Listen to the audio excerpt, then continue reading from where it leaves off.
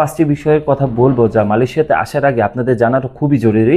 যেন আসসালামু আলাইকুম, আপনি কি মালয়েশিয়ার কলিং ভিসায় মালয়েশিয়াতে কাজ করতে আসতে যাচ্ছেন? তাহলে এই ভিডিওটি সম্পূর্ণ আপনার জন্য। কেননা বাংলাদেশে মানুষ বিভিন্নভাবে প্রতারিত হয়ে বড় ধরনের আর্থিক ক্ষতির সম্মুখীন হচ্ছে, যেটা মানব ইতিহাসে বাংলাদেশে সবচেয়ে বেশি হয়ে থাকে।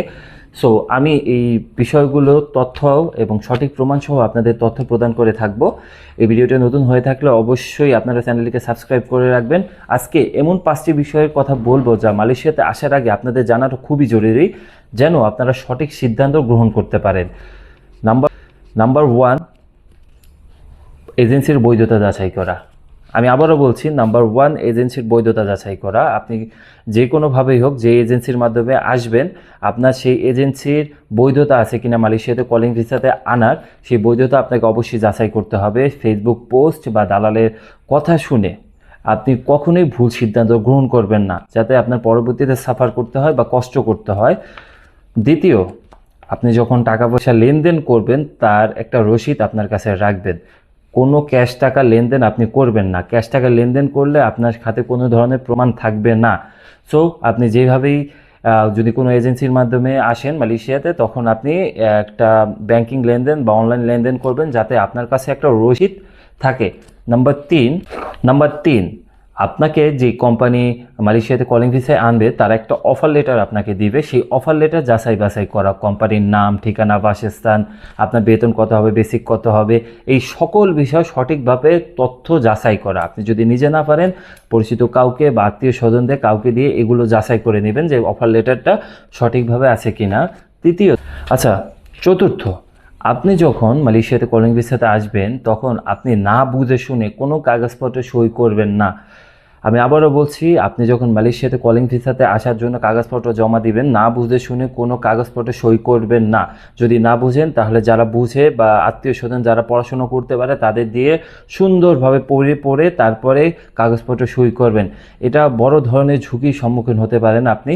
তো আবারও বলছি, আপনি না বুঝে শুনে কোনো কাগজপত্রে সই করবেন না। সই করার আগে অবশ্যই পড়ে তারপরে জেনে তারপরে সই করবেন। আচ্ছা, নাম্বার 5, যেটা খুবই গুরুত্বপূর্ণ, এটা সবার শেষে রাখার কারণ হচ্ছে, বাংলাদেশে প্রতারণার একটা মাধ্যম আছে। সবাই বলে হঠাৎ করে যে আজকের মধ্যে টাকা না জমা দিলে আপনার ভিসা হবে না, আপনি শেষ সুযোগ, এটা সেটা বলে। এই ধরনের প্রতারণার ফাঁদে পড়বেন না। এই ধরনের প্রতারণার ফাঁদে পড়লে বড় অঙ্কের টাকা ক্ষতির সম্মুখীন হতে পারেন আপনি। সো আমি আপনাদের আবারও বলছি, হঠাৎ করে যদি কেউ বলে যে আজকে শেষ সুযোগ, টাকা জমা দিতে হবে, এইরকম কিছু করবেন না। আপনি কোথাও মালয়েশিয়াতে কোথাও কাজের উদ্দেশ্যে আসার জন্য অবশ্যই আগে যাচাই করবেন কাজ, কোম্পানি কোথায়, কত টাকা বেতন, তারপরে হচ্ছে আপনি সেই এজেন্সিতে যাবেন, এজেন্সির বৈধতা যাচাই করবেন, টাকা পয়সা লেনদেন করবেন। এগুলো ধীরে ধীরে ধাপে ধাপে করবেন। কিন্তু হঠাৎ করে যদি আপনাকে কেউ বলে যে আজকের মধ্যেই আপনাকে কাগজ জমা দিতে হবে, এটা থাকবে না, ওইটা থাকবে না, তখন আপনারা এই কাজটা করবেন না। এতে আপনাদের বড় ধরনের ক্ষতির সম্মুখীন হতে পারে। সো আজকে যেই 5টা টপিকস আছে আপনাদের আমি বিস্তারিত বলে দিয়েছি। নেক্সট ভিডিওতে থাকছে যে আপনারা কিভাবে চুক্তিপত্র, এই যে চুক্তিপত্র আমার হাতে আছে একটা। সো আপনি চুক্তিপত্র কিভাবে যাচাই করে, সো কে আপনারা যেই জানতে চান যে চুক্তিপত্র কিভাবে যাচাই করে, বা অন্য কোনো প্রশ্ন থাকলে অবশ্যই আমাকে কমেন্ট বক্সে জানাবেন। আমি সেটা তথ্য কালেক্ট করে এবং প্রমাণসহ আপনাদের সঠিক তথ্য দেওয়ার চেষ্টা করব। সো আজকের ভিডিও এই পর্যন্তই। আপনার পাড়া প্রতিবেশী কেউ যদি মালয়েশিয়াতে আসতে চায়, এই ভিডিওটি তাদেরকে অবশ্যই শেয়ার করুন, তাদেরকে সচেতন করুন এবং সঠিক সিদ্ধান্ত নিতে সাহায্য করুন, এবং চ্যানেলটিকে অবশ্যই সাবস্ক্রাইব করুন। বাই।